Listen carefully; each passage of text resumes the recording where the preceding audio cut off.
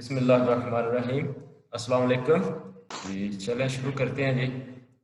आज हम पढ़ने लगे हैं यूरिन। इससे शुरू करने से पहले बताता जाऊँ कि यूरिन से जो डायग्नोसिस की टेक्निक है ये बहुत ही पुरानी टेक्निक है। यूरिन के ज़रिए जो डायग्नोसिस की बीमारियों की तशखीस है जो ये बहुत पुरानी टेक्निक्स है। पुरानी किताबों में इसका तज़किरा मिलता है कि पहले जो तबीब लोग थे जिन्हें आजकल क्या डॉक्टर कहते हैं, वो यूरिन देख के काफ़ी सारी उनका बीमारियों का पता लगा लेते थे। वो आज वक्त गुजरने के साथ साथ इसका यूरिन का केमिकल एनालिसिस होना शुरू हो गया, जो कि आज हम पढ़ने लगे हैं। तो आज भी पहले से यानी बेहतर इससे यूरिन से अंदाज़ा लगाया जा सकता है कि इसमें कौन कौन सी डिसीज़ हैं। आगे जैसे इसमें डिफरेंट हम इसकी कंपोजिशन पढ़ेंगे, इसमें मुख्तलिफ किस्म के साल्ट्स होते हैं, जैसे ऑर्गेनिक सब्सटेंसेस होते हैं, इनऑर्गेनिक सब्सटेंसेस होते हैं। तो इसमें हर एक जो सब्सटेंस है उसकी अपनी एक उसका रोल है, वो किन बीमारियों में बढ़ जाता है, किसी में मतलब उसकी कम हो जाती है, तो इंडिविजुअली हर एक का रोल है। वो आज हम ये चीज़ें नहीं पढ़ेंगे, हम तो जनरल इंट्रोडक्शन दे रहे हैं, हमारे सिलेबस में ये है भी नहीं। म्यूट ऑन करना जी। हमारे सिलेबस में तो सिर्फ इनका इंट्रोडक्शन ही है, तो लेकिन बताने का मकसद ये है कि ये चीज़ें बहुत इम्पॉर्टेंट हैं। आजकल ज़्यादा ब्लड उसकी तरफ ध्यान दिया जाता है, जदीद टेक्नोलॉजी है और भी टेस्ट इसके अलावा आ गए हैं, लेकिन इसकी बहरहाल यूरिन एनालिसिस की जो है ये इम्पोर्टेंस हर दौर में रही है और ये रहेगी भी। चलें शुरू करते हैं। बिस्मिल्लाहिर्रहमानिर्रहीम। डेफिनेशन, यूरिन की डेफिनेशन है जी, this is an amber coloured fluid और slight acidic reaction excreted by the kidneys. कि ये एम्बर कलर का फ्लूइड होता है जो हल्का तेजाबी होता है, जो किडनी एक्सक्रीट करते हैं। वॉल्यूम इसका कितना होता है? A normal adult varies between 1000 to 2000 ml per day। इतना इसका वॉल्यूम होता है कि नॉर्मल जो एडल्ट है वो डेली इतना यूरिन एक्सक्रीट करता है। कलर इसका पेल येलो और एम्बर होता है, depend upon the pigment called the urochromes. जिस किस्म के केमिकल्स उसमें खारिज हो रहते हैं उस पे इसका कलर चेंज हो सकता है। कुछ मेडिसिन हैं जो खाने से इनका कलर चेंज होता है। मिसाल के तौर पर मल्टीविटामिन है, जैसे सरबैक्सी है, ये आप इस खाएं तो इसमें जो कुछ विटामिन होंगे तो उसकी वजह से ये इसका कलर जो है ये डार्क येलो हो जाता है। इसी तरह यानी जो आप डाइट ले रहे होते हैं उसकी बुनियाद पे भी इसका कलर जो है वो चेंज हो सकता है। और यूजली इसका लाइट पेल होता है, हल्का पीला। बहुत ज़्यादा पीला हो जाए तो वो भी इसकी इंडिकेशन होती है किसी डिजीज़ की। अच्छा, इसकी पीएच रेंज जो है एवरेज इसकी 6 है और रेंज इसकी जो है 4.6 टू 8 है। पीएच रेंज इसकी 4.6 टू 8 है। केमिकल नेचर ये एसिडिक in नेचर है, हल्का तेजाबी होता है। नॉर्मल कंडीशन में normal constituents of the urine और कंपोजिशन ऑफ द यूरिन के नॉर्मल हालात में जो यूरिन की कंपोजिशन है उसमें ये दरअसल सब्सटेंसेस होते हैं। टू टाइप्स ऑफ इसमें सब्सटेंस होते हैं, ऑर्गेनिक सब्सटेंस जिन्हें कहते हैं और दूसरा इनऑर्गेनिक सब्सटेंस कहलाते हैं। ऑर्गेनिक मींस जो इससे जो लिविंग कह लें केमिकल, जैसे प्रोटीन वगैरह है उससे जो केमिकल बनते हैं उन्हें ऑर्गेनिक में रखते हैं, और इनऑर्गेनिक में दूसरे जो इसमें मिनरल्स वगैरह हो गए जिनका ताल्लुक जो मादनियात से होता है वो ऑर्गेनिक उसमें सब्सटेंसेस में हम उन्हें रखते हैं। ऑर्गेनिक सब्सटेंसेस में इसमें यूरिया है, यूरिक एसिड, क्रिएटिन है, क्रिएटिनाइन है, अमोनिया, हाइप्यूरिक एसिड है, ये ऑर्गेनिक सब्सटेंसेस में जो रिलीज होते हैं। इसके अलावा ऑक्सैलिक एसिड भी है, अमीनो एसिड। अच्छा, ये एलेंटाइन, ये इसमें मुझे कन्फ्यूजन है, ये मुझे बुक्स वगैरह से ये मुझे मिला भी नहीं है। बहरहाल विटामिन्स भी हैं इसमें एक्सक्रीट होते हैं, एंजाइम इसी तरह एक्सक्रीट होते हैं और हार्मोन्स भी खारिज होते हैं। पहले बता चुका हूँ कि जितने केमिकल हैं इनकी आप अलहदा से आप देखना चाहें तो आपको ये इसकी तफसीर मिल जाएगी कि ऑक्सैलिक एसिड, अमीनो एसिड ये किन कंडीशन में यूरिन में इनकी एक्सक्रीशन बढ़ जाती है या कम हो जाती है, तो ये भी आप मुझे दे सकते हैं। आपके सिलेबस में वैसे इंट्रोडक्शन ही है। नंबर 2 जो नॉर्मल इनऑर्गेनिक सब्सटेंसेस यूरिन में पास होते हैं उसमें सोडियम है, क्लोराइड है, phosphate, sulphate, potassium, calcium, magnesium and iodine. अब नॉर्मल कंस्टिट्यूएंट्स ऑफ यूरिन में अब हम एबनॉर्मल कंस्टिट्यूएंट्स की बात करने लगे हैं कि जो यूरिन जो एबनॉर्मल जो कंडीशन हमारे बॉडी में हो, डिजीज की कंडीशन हो, तो उस कंडीशन में तो ये चीज़ें उसमें खारिज हो सकती हैं, जैसे प्रोटीन है, शुगर है। शुगर की अगर आप बात करें तो कुछ अर्सा पहले मुझे याद है, आजकल तो ये ज़्यादा ग्लूकोमीटर ही इस्तेमाल हो रहे होते हैं, तो कुछ अर्सा पहले अगर कुछ चंद साल पीछे जाएं तो यूरिन ही से ज़्यादा इसका शुगर के पेशेंट भी इसका अंदाज़ा लगाते थे। और मेरी ज़ाती राय है कि आज भी ये आसान है कि डायबिटिक पेशेंट अगर इसे अच्छे तरीके से परफॉर्म कर सकें यूरिन एनालिसिस को, तो वो जो एक सुई चुभने का दर्द होता है और ये किट्स वगैरह भी इसकी महंगी होती हैं, तो इनसे काफ़ी हद तक वो बचा जा सकता है अगर अच्छे तरीके से यूरिन एनालिसिस हम एक्सपर्ट तरीके से हम कर सकें। तो आज भी ये डायबिटिक्स पेशेंट में ये यूज़ हो सकता है। अच्छा, इसी तरह यूरिन में ब्लड भी आ सकता है, कीटोन बॉडीज भी आ सकती हैं, इंडिकेन केमिकल है ये भी आ सकते हैं, पिगमेंट हैं ये भी आ सकते हैं, कार्स वगैरह आ सकते हैं, पस है, रीनल कैनिकुलाई है, माइक्रोब्स है।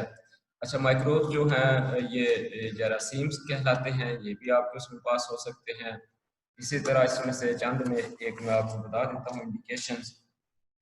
आप अलहदा से हर एक की इंडिकेशन आप खुद से आप तलाश कर सकते हैं अगर आपको इस चीज़ की ख्वाहिश हो, ये ज़्यादा आप नॉलेज गेन करना चाहते हो तो अपने तजर्बे के लिए ज़्यादा आप ये कर सकते हैं। नेट वगैरह से भी इसमें हेल्प ली जा सकती है। अच्छा, मैं 2-3 आपको ये बता देता हूँ, जैसा ये इंडिकेन है, इंडिकेन जो है इसकी एक्सक्रीशन उस सूरत में बढ़ जाती है जब हमारी अंतड़ियों में बैक्टीरिया की ग्रोथ ज़्यादा हो गई हो। ये एक आपको हिंट दे रहा हूँ।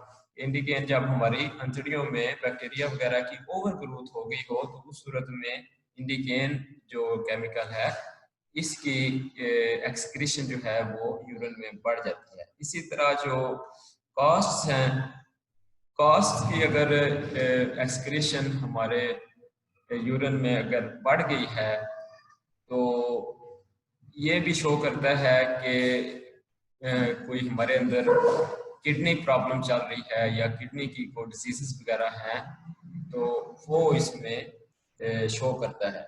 यानी किडनी डिजीजेस में कार्स नामी जो केमिकल है इसकी एक्सक्रीशन बढ़ जाती है।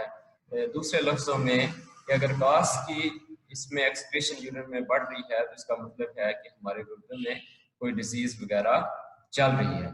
इसी तरह रीनल कैलिकुलाई जो हैं ये एक कंडीशन को ज़ाहिर करते हैं नेफ्रोलिथियासिस के अगर इसमें यूरिन में इसकी कंसंट्रेशन रीनल कैलिकुलाई की अगर बढ़ रही है तो इसका मतलब है कि किडनी के अंदर स्टोन बन रहा है, किडनी स्टोन बन रहा है जिसे नेफ्रोलिथियासिस भी कहते हैं, तो ये इसकी रहनुमाई करता है। इसी तरह ये हर जो इसकी सारे ये इसमें प्रोटीन शुगर वगैरह ये बयान किए गए हैं, तो इन हर एक की अपनी अपनी स्पेसिफिकेशन है, ये आप देख सकते हैं। ठीक है जी, ये हमारा यूरिन एनालिसिस का जो यूरिन कंपोजिशन का आज हमारा टॉपिक था, तो इसे आप अच्छी तरह देख लीजिएगा। तो कल इंशाल्लाह हम यूरिन फॉर्मेशन ऑफ यूरिन बनता कैसे है, हाँ सॉरी ये भी थोड़ा सा इसमें देख लेते हैं कि यूरिन की फॉर्मेशन कैसे होती है, यूरिन बनता कैसे है। कल किडनी का चैप्टर जो किडनी का इंट्रोडक्शन पढ़ा था उसमें हमने नेफ्रॉन्स को थोड़ा सा देखा था कि नेफ्रॉन के अंदर जो है किस तरह वो ब्लड कैपिलरीज होती हैं, वहाँ से जाके वो नेफ्रॉन का जो वुमेन कैप्सूल होता है जिसमें ग्लोमेरुलर कैपिलरीज होती हैं, तो वहाँ से फ्लूइड उसमें आ जाता है और आगे वो जो उसकी ट्यूब्यूल्स हैं, proximal tubules, loop of Henle, convoluted tubules, उनमें ऐसे आगे गुजरता जाता है। तो इस तरह मुख्तलिफ उसकी एब्जॉर्प्शन और एक्सक्रीशन उसमें चीज़ों की होती जाती है और इस तरह यूरिन बनता जाता है। अच्छा, ये बुक पे आपके देख लेते हैं। fluid is filtered from the glomerular capillary into the Bowman capsules. Bowman capsule जो आपको बताया था कि जो कैपिलरीज के गुच्छे को जो घेरे होता है, वो कप शेप नेफ्रॉन का जो हिस्सा होता है उसे वुमेन कैप्सूल कहते हैं। उसमें फिल्टर जो है कैपिलरी से वो फ्लूइड जो है उसमें फिल्टर हो जाता है। This fluid is called glomerular filtrate. इस फिल्ट्रेट को हम ग्लोमेरुलर फिल्ट्रेट कहते हैं। Basic transport mechanism through the tubular membrane. Tubules के अंदर जो ट्रांसपोर्ट होती है उसका क्या मैकेनिज्म है वो देख लेते हैं जी। There are two transport mechanism के दो तरीके से ट्रांसपोर्ट होती है फ्लूइड की ट्यूब्यूलर मेम्ब्रेन के जरिए। एक उसे कहते हैं एक्टिव ट्रांसपोर्ट को, एक ट्रांसपोर्ट, और दूसरी पैसिव ट्रांसपोर्ट होती है। एक्टिव ट्रांसपोर्ट ये होती है कि जिसमें एनर्जी इस्तेमाल करके किसी चीज को एक्सक्रीट किया जाता है या एब्सॉर्ब किया जाता है। और पैसिव ट्रांसपोर्ट जो होती है वो ऑटोमेटिक होती है, उसमें एनर्जी वगैरह इस्तेमाल नहीं होती। एक्टिव ट्रांसपोर्ट के आगे फर्दर तीन हिस्से ये कर रहे हैं। नंबर 1 पे प्राइमरी एक्टिव एब्सॉर्बिव ट्रांसपोर्ट है, ये एक प्राइमरी एब्सॉर्बिव मीन एब्सॉर्ब करने की ट्रांसपोर्ट है, जैसे सोडियम एंड कैल्शियम एब्सॉर्प्शन के जो सोडियम और कैल्शियम है, सोडियम और कैल्शियम एब्जॉर्प्शन है वो एक्टिव ट्रांसपोर्ट के जरिए होती है। मींस इसमें कुछ एनर्जी यूज करके इन्हें एब्जॉर्ब किया जाता है। सेकेंडरी एक्टिव एब्जॉर्बिव ट्रांसपोर्ट है। सेकेंडरी जैसा कि ग्लूकोज है, अमीनो एसिड है, एब्जॉर्प्शन, ये भी ग्लूकोज अमीनो एसिड की एब्जॉर्प्शन भी जो है ये एक्टिव ट्रांसपोर्ट के जरिए होती है। इसी तरह सेकेंडरी एक्टिव सेक्रेटरी ट्रांसपोर्ट है। अब ये पहले एब्जॉर्प्शन आ रही थी, यहाँ जज़ब हो रहे थे, अब ये एक्सक्रीट हो रहा है कि इसे एक्टिवली एनर्जी यूज करके कौन से जो केमिकल्स हैं जैसे आयंस हैं जिसे हम खारिज करते हैं, तो इसमें हाइड्रोजन आयंस हैं, पोटाशियम एंड यूरेट्स आयंस वगैरह जो हैं ये भी एक्टिव ट्रांसपोर्ट के जरिए एक्सक्रीट होते हैं। लास्ट में है जी पैसिव ट्रांसपोर्ट। पैसिव ट्रांसपोर्ट बता चुका हूँ कि जो बगैर एनर्जी यूज किए ऑटोमेटिक जो ट्रांसपोर्ट होती है वो पैसिव ट्रांसपोर्ट में उसे हम रखते हैं। इसकी दो तरह से इसकी डिफ्यूजन होता है, इसकी दो तरह से ट्रांसपोर्ट हो रही है हमारे नेफ्रॉन्स के अंदर, हमारे किडनीज के अंदर, जैसा कि ओस्मोसिस है एंड डिफ्यूजन है। ओस्मोसिस के जरिए वाटर है वो ओस्मोसिस के जरिए एब्जॉर्ब हो रहा होता है, और डिफ्यूजन के जरिए क्लोराइड एंड यूरिया जो है वो इसमें ट्रांसपोर्ट हो रहे होते हैं, डिफ्यूज वगैरह कर रहे होते हैं। अच्छा, आपके जहन में ये सवाल आ सकता है कि ओस्मोसिस और डिफ्यूजन में क्या फ़र्क है। ओस्मोसिस जो होता है उसमें एक सेमी परमिएबल मेम्ब्रेन होती है कि जिसमें से सॉल्वेंट के मॉलिक्यूल्स हैं वो ज़्यादा कंसंट्रेशन वाले कम कंसंट्रेशन वाले एरिया से ज़्यादा कंसंट्रेशन वाले एरिया में। अच्छा, वो मैं बता रहा था कि पैसिव ट्रांसपोर्ट है जो वो दो तरह से हमारे किडनीज के अंदर हो रही है, एक ओस्मोसिस है, एक डिफ्यूजन है।